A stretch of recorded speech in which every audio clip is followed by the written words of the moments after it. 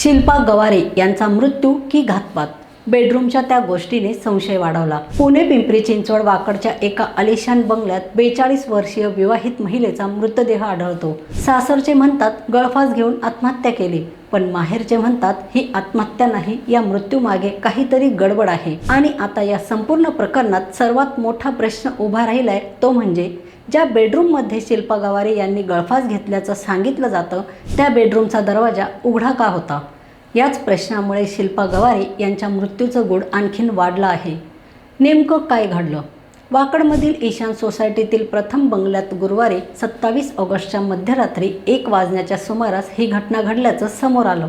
शिल्पा सचिन गवारे वय 42 या महिलेने बेडरूममधील सिलिंग फॅनला साडीच्या सहाय्याने गळफास घेतल्याचं सासरच्या मंडळींकडून सांगण्यात आलं। त्यानंतर त्यांना उपचारासाठी खाजगी रुग्णालयात नेण्यात आलं, मात्र डॉक्टरांनी त्यांना मृत घोषित केलं।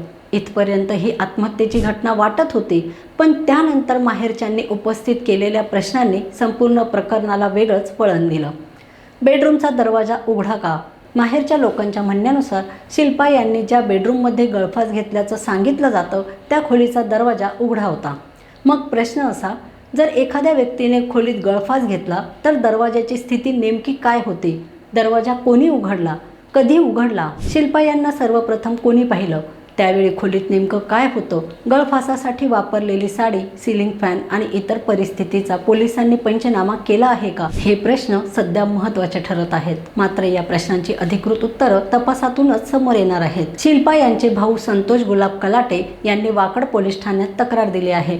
या तक्रारीनंतर पोलिसांनी शिल्पा यांचे पती सचिन उत्तम गवारे, सासरे उत्तम शिवराम गवारे, सासू संजीवनी उत्तम गवारे आणि दीर संदीप उत्तम गवारे यांच्या विरोधात आत्महत्येस प्रवृत्त करणे आणि छळवणुकीचा गुन्हा दाखल केला आहे। म्हणजेच कायद्याच्या नजरेत सध्या हा आत्महत्येस प्रवृत्त केल्याचा गुन्हा आहे। हत्या झाली असल्याचं अद्याप अधिकृतपणे सिद्ध झालेलं नाही, पण माहेरच्यांचा आरोप गंभीर। माहेरच्या लोकांनी सासरच्या मंडळींवर अनेक गंभीर आरोप केले आहेत। विवाहानंतर शिल्पा यांच्याकडे माहेरून पैसे आणण्यासाठी तगादा लावला जात होता, असा आरोप करण्यात आला आहे। पती दारूच्या व्यसनाधीन असल्याने मारहाण केली जात असल्याचा आरोपही तक्रारीत करण्यात आला आहे। याशिवाय शिल्पा यांच्या वडिलांच्या मालमत्तेत हिस्सा मिळवण्यासाठी त्यांच्यावर दबाव टाकला जात होता, असंही माहेरच्यांचं म्हणणं आहे। विशेष म्हणजे काही दिवसांपूर्वी शिल्पा यांनी माहेरच्या मालमत्तेच्या कागदपत्रांवर भावाच्या बाजूने सह्या केल्याचं समजल्यानंतर सासरच्या मंडळींचा त्रास वाढल्याचा आरोप करण्यात आला आहे।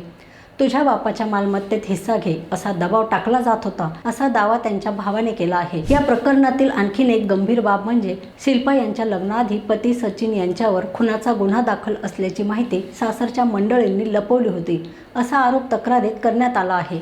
त्यानंतर या प्रकरणात सचिन यांना जन्मठेपेची शिक्षा झाली आणि त्यांनी काही काळ तुरुंगवासही भोगल्याचं तक्रारीत नमूद असल्याचं सांगितलं जात आहे। मात्र या सर्व बाबींची अधिकृत कागदपत्रे आणि न्यायालयीन नोंदी तपासातून स्पष्ट होणे आवश्यक आहे। आता पोलिसांसमोर मोठे प्रश्न, शिल्पा यांनी आत्महत्या केली की त्यांना आत्महत्येस प्रवृत्त करण्यात आलं, की या मृत्यूमागे घातपात आहे? आणि सर्वात महत्त्वाचं, बेडरूममध्ये नेमकं काय घडलं? मृत्यूपूर्वी शिल्पा यांच्यासोबत कोण होतं? घटनेची माहिती पोलिसांना नेमकी कधी देण्यात आली? रुग्णालयात नेण्यापूर्वी काय परिस्थिती होती? घटनास्थळाचा पंचनामा, फॉरेन्सिक तपास, शवविच्छेदन अहवाल आणि इतर पुरावे या सगळ्या प्रश्नांची उत्तरं देऊ शकतात, कारण एका महिलेचा मृत्यू झाला आहे।